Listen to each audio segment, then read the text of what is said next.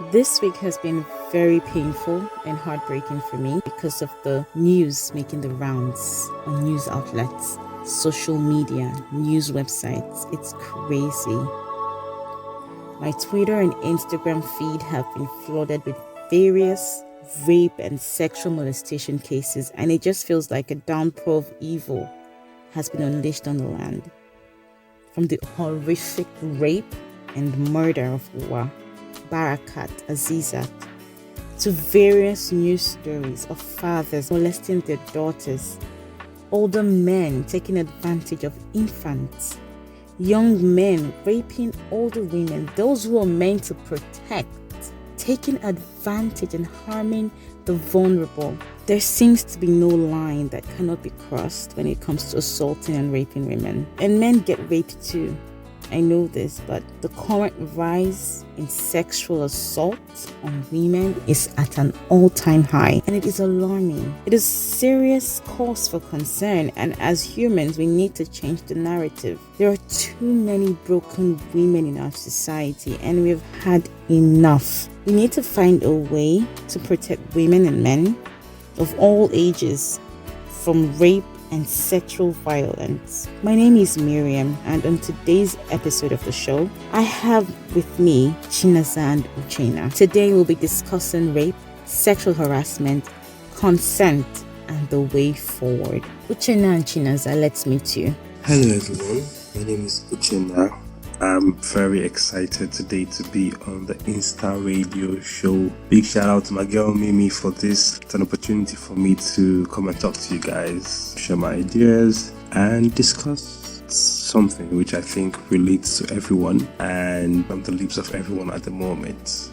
Hello, Insta Radio fam. My name is Chinaza Chemalu. Thank you, Miriam, for inviting me to contribute to this sensitive but important issue. Thank you both for joining us on today's episode of Insta Radio Nigeria. I'll start with Chinaza.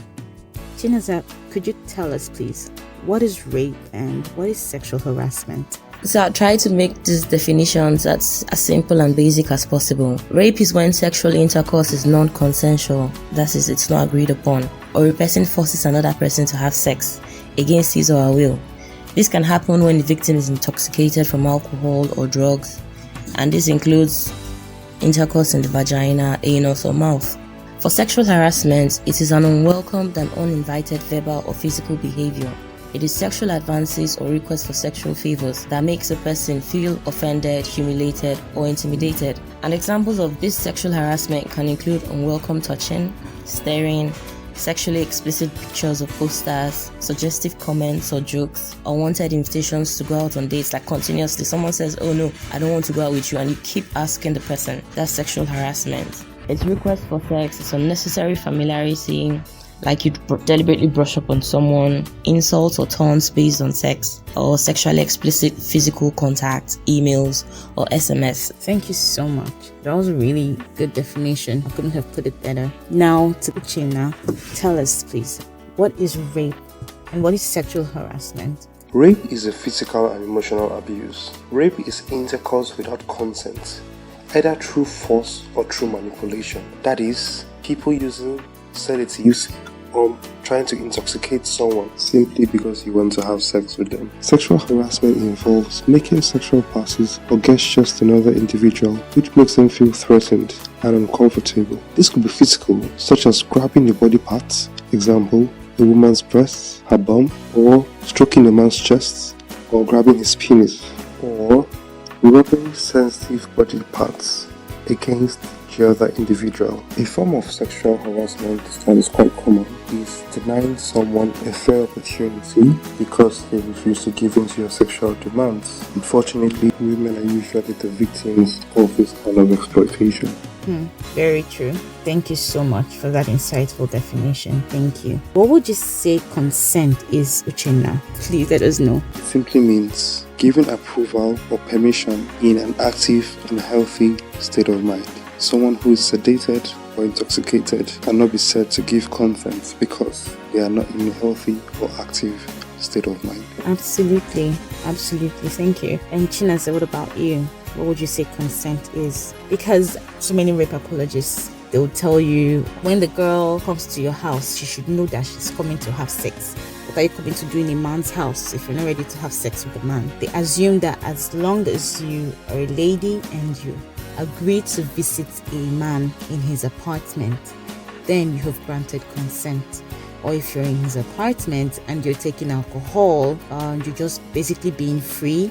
Or you go and visit a guy and you're probably wearing something short, then you're passing across a message that yes, you're interested. So please tell us, educators, what is consent? Consent is a voluntary, enthusiastic, and clear agreement between participants to engage in specific sexual activities. Consent has to be clear, it has to be ongoing, it has to be coherent, it has to be voluntary, and most especially, it is required for everyone. Is your partner enthusiastically engaging in such sexual activity? Have they given verbal permission? Do you have permission for every activity and at every stage of a sexual encounter? Every participant must be capable of granting their consent. So if someone is too intoxicated or is not awake or is not fully awake, they are incapable of granting consent. And failure to recognize that the other person was too impaired to give consent, it's not drunk sex. No, it's not. It's sexual assault. Consent should be given freely and willingly. When you repeatedly ask someone to engage in a sexual activity until they eventually say yes, that's not consent, that's coercion. Consent is required for everyone, including people who are in a committed relationship or even married. It is important to understand that any type of sexual activity without consent, including touching, fondling, kissing, or intercourse itself, is a form of sexual assault and may be considered a crime. So basically, if someone seems unsure or stays silent or doesn't respond or even says maybe, then absolutely they're not saying yes. So consent is not saying yes or giving in because you feel pressured or you're too afraid to say no. It's not saying yes or not saying anything because you're under the influence of drugs. Consent is not assuming that dressing sexy or the person is flirting or accepting a ride or the person comes to visit you or the person is drinking and then you can think that that's a way of consenting to something. That's absolutely not consent. Consent is an enthusiastic way to show that yes, you're interested in participating in this sexual act. Guys, you've heard what consent is from a guy and from a lady. Please, this is what consent is. I would like our guests to tell us, how important is consent? Is it something that you can gloss over? How important is consent? Consent is very important. Just imagine you have a property and then someone goes and takes it without asking you. How do you feel about that? You most likely will feel bad and irritated about it. Consent is like a traffic light. It can keep changing, telling you to do or not to do different things, and it should be respected. You had consent yesterday, does not mean you have consent today. Always ask. If during intercourse you are told to stop, please stop. Respect the wish of the other person. People are allowed to change their consent stance even after intercourse has started. Please respect people's decisions to stop. Thank you so much. Shinaza, how important is consent? Consent is very, very important. Consent is important because without it, sexual activity can be considered sexual violence, it can be considered rape, it can be considered harassment. Also, asking for consent is a sign of respect for yourself and most especially your partner. It eliminates the entitlement that one person might feel over the other.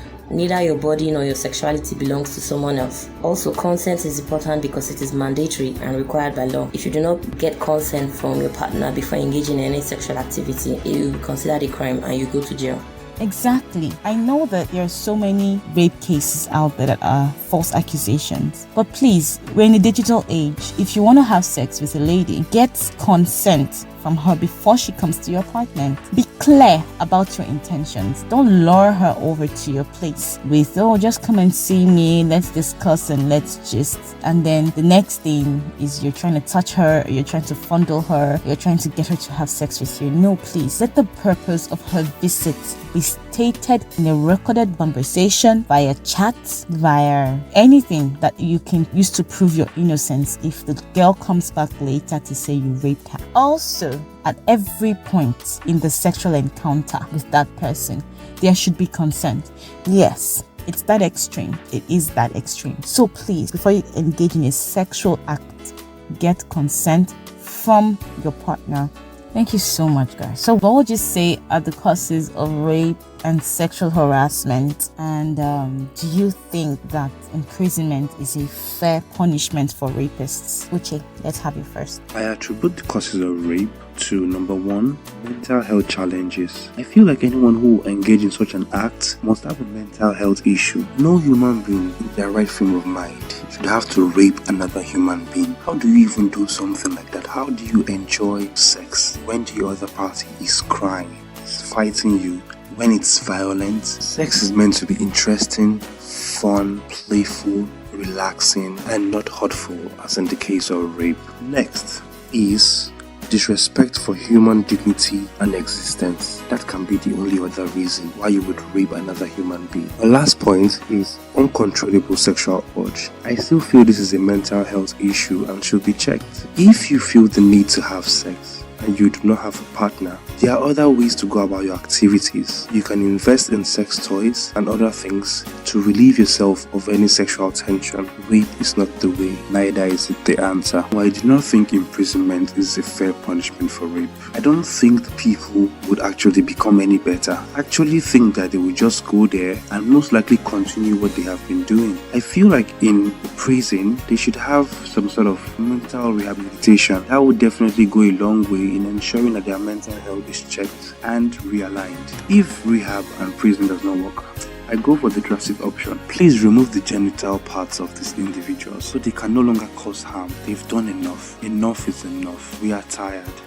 Very true. Anyone who would enjoy overpowering a fellow human being who is crying and begging you to please stop, and then you basically continue or you take advantage of someone who is, not in the right state of mind, has to have a mental issue. You need to have yourself checked. The most important step in any healing process is for you to come to terms with the fact that you have a problem, and then you find a way to fix it. That's the only way you can start trying to even help yourself. Chinasa, please tell us, what are the causes of rape and sexual harassment, and do you think imprisonment is a fair punishment for rapists? I would say the number one cause of rape is the rapist, nothing more than that.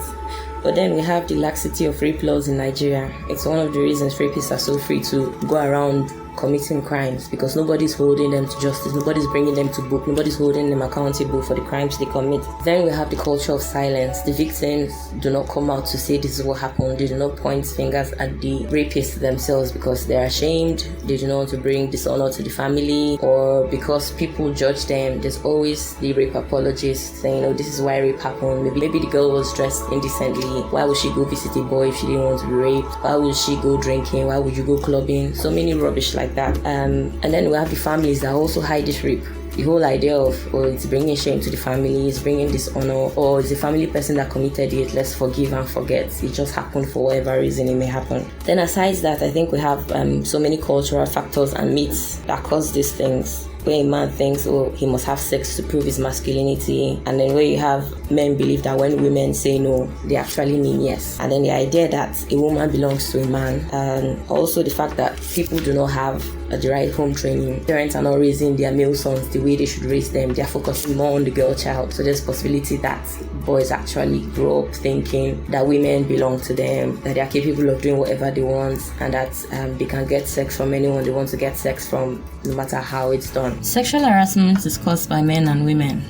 Men and women who believe they are superior, men and women who misunderstand and misread the signs from other partners, men who do not even know or even care if their behavior is offensive. I honestly do not feel jail sentences are adequate or fair enough for rape crimes. Maybe if they introduce life imprisonment, I'll be okay with that, but then it should have subdivisions. So if you rape a child or a baby or an adolescent, or if you rape someone to death, then you definitely should be sentenced to death, because I cannot fathom how a human being will be able to do that. Then every other rape cases should be life imprisonment. Maybe say for the rapist that was under the influence of hard drugs or alcohol, then maybe you should introduce the psych evaluation, and then some years with hard labor in prison, and then rehabilitation afterwards. Nice. Thank you, Chinasa. In your opinion, what is the best way to curb the increasing number of rape cases and sexual harassment? Well, I think there are so many ways to curb increasing number of rape cases and sexual harassment. But most importantly, we should focus on legal and policy responses. So we should put in place systems that encourage people to report incidents of sexual violence to the police, as well as improve the speed and sensitivity of processing cases by the courts. We should also have dedicated domestic violence units. We should have sexual crime units. We should have gender training for the police and court officials. We should have women-only police stations and courts if possible for rape cases. And then the law should be broadened to include the right definition of rape, reforming rules on sentencing, and an admission of evidence. And then the general public should be informed of their legal rights. Aside that, we should have community activism by men. We should get men more involved in sexual violence against individual campaigns. We should have activities such as group discussions about rape consequences and effects. We should have education campaigns, workshops in schools. We should have workshops in prisons and workplaces, and we should have men and women pledged to support. This way, it will increase empathy and willingness to intervene as a bystander, as well as decrease rape myths acceptance. Really good points, Chinasa.